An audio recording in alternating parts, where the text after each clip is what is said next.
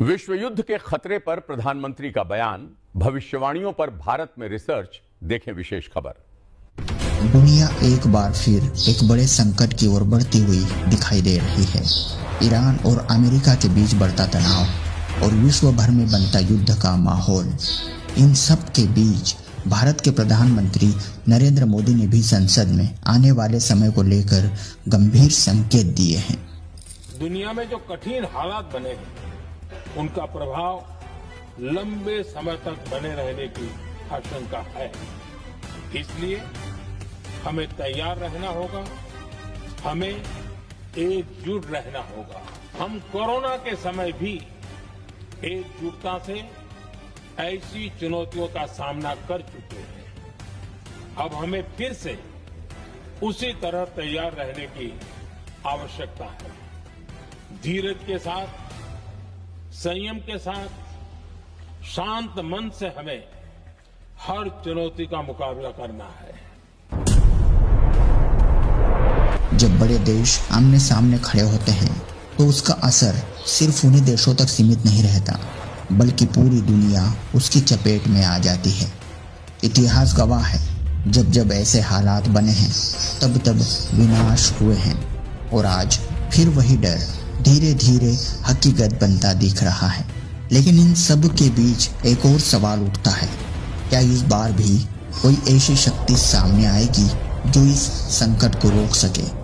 क्योंकि दुनिया की कई भविष्यवाणियों में ऐसे समय का जिक्र मिलता है जहां कहा गया है कि जब पृथ्वी पर अंधकार बढ़ेगा तब एक दिव्य शक्ति मानवता को मार्ग दिखाएगी। अब सवाल यह है, क्या आज के समय में कोई ऐसा संत, कोई ऐसी शक्ति मौजूद है जो सिर्फ ज्ञान ही नहीं बल्कि जीवन को बदलने की भी ताकत रखती हो? क्योंकि इतिहास में हमने देखा है कि जब जब संकट आया है तब संतों ने समाज को सही दिशा दी है। और आज के समय में कई लोग एक नाम की ओर इशारा करते हैं, संत रामपाल जी महाराज, जिनके अनुयायी ये दावा करते हैं कि उनके द्वारा दी गई भक्ति सिर्फ जीवन ही नहीं बदलती बल्कि आने वाले संकटों से भी रक्षा करती है।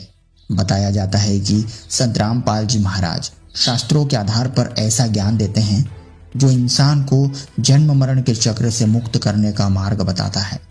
और यही नहीं, उनके अनुयायी भी यही कहते हैं कि जब इंसान सच्ची भक्ति करता है तो परमात्मा स्वयं उसकी रक्षा करते हैं। अब ये बात सिर्फ आस्था है या सच्चाई, ये समझना हर व्यक्ति के लिए जरूरी हो जाता है। क्योंकि अगर सच में कोई ऐसी शक्ति मौजूद है जो मानवता को बचा सकती है तो उसे पहचानना आज के समय की सबसे बड़ी जरूरत है। अब सवाल सिर्फ इतना है, क्या हम उस सत्य को पहचान पाएंगे या फिर समय निकल जाएगा?